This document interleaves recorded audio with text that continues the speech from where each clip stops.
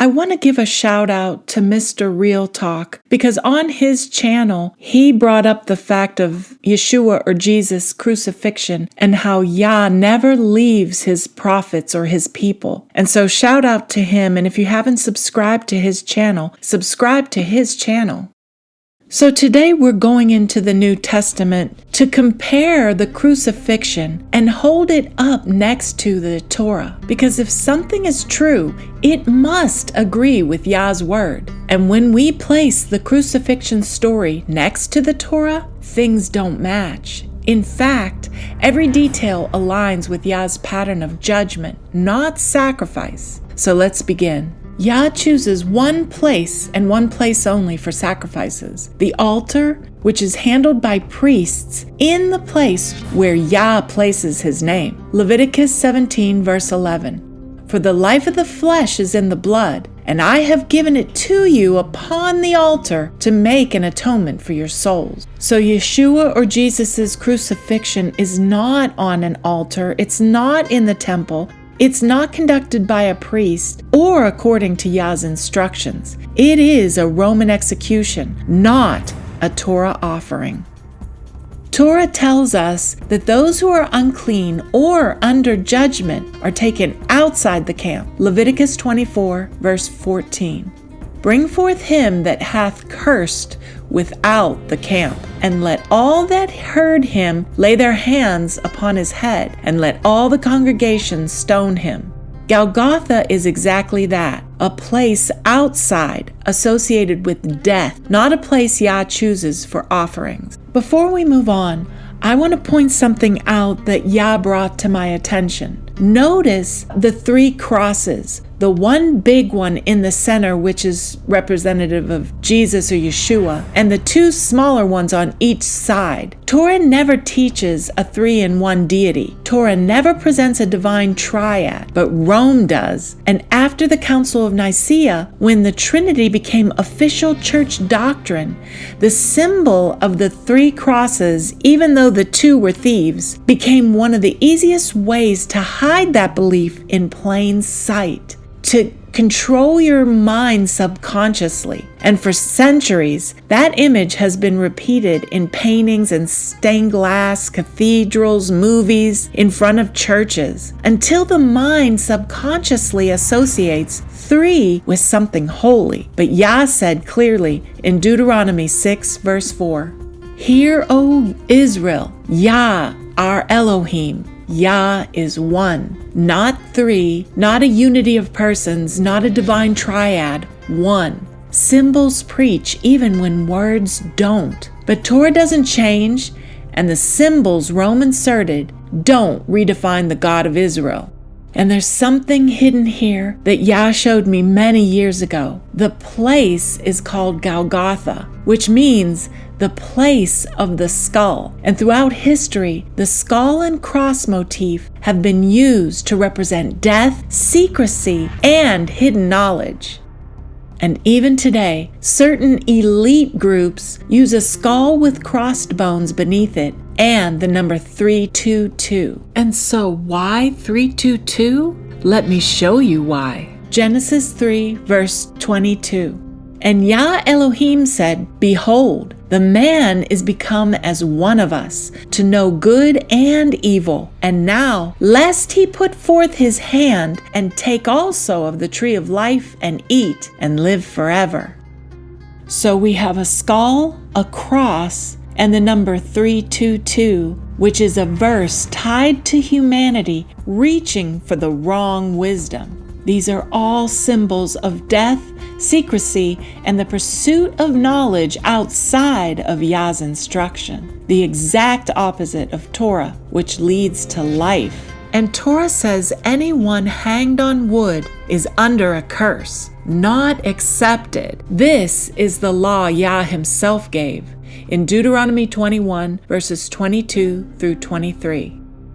And if a man have committed a sin worthy of death, and he be to be put to death, and thou hang him on a tree, his body shall not remain all night upon the tree. For he that is hanged is accursed of Yah, that thy land be not defiled.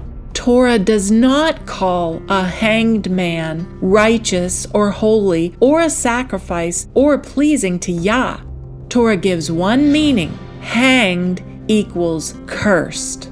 And Yah also commanded men to be hung in the sun, but only for judgment. Numbers 25, verse 4. And Yah said unto Moses, Take all the heads of the people and hang them up before Yah in the sun, that the fierce anger of Yah may be turned away from Israel. Hung in the sun equals public shame, public judgment, the removal of sin. This is the same as in Golgotha, outside the city, lifted up in the sun, condemned publicly. That is judgment, not sacrifice. And if Jesus or Yeshua came willingly to die for the sins of the world, why did he beg Yah for another outcome? Matthew 26, verse 39. O my Father, if it be possible, let this cup pass from me. If dying was the purpose, why ask Yah not to let him die? And he asked multiple times. This does not match the obedience of Torah's prophets.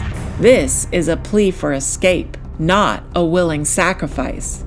And Torah prophets never begged Yah to reverse his will. Moses obeyed even when afraid. Jeremiah said Yah's word burned within him. He could not hold it in. Isaiah said, Here am I, send me. Ezekiel lay on his side for 390 days without pleading for the mission to be undone. And Jonah, after correction, carried out Yah's command without asking Yah to reverse it.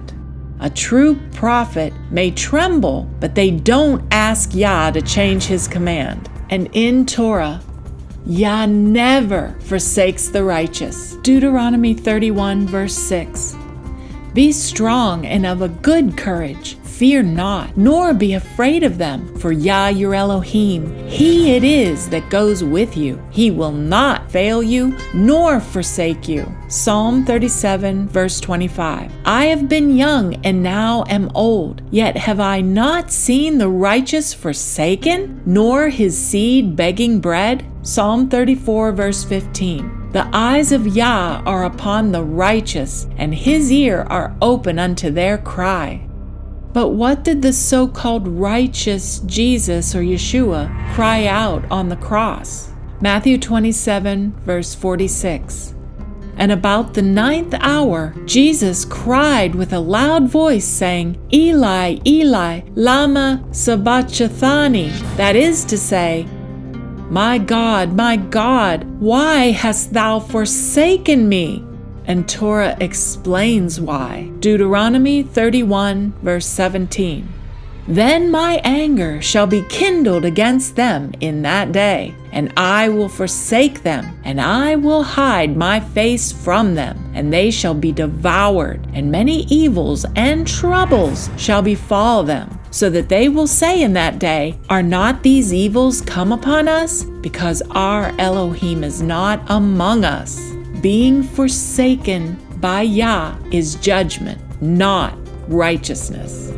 Comparing the crucifixion story of the New Testament becomes very clear when you compare it to the Torah of truth. The place is outside the camp, the method hanging on wood, the plea, let this cup pass, the cry, why have you forsaken me?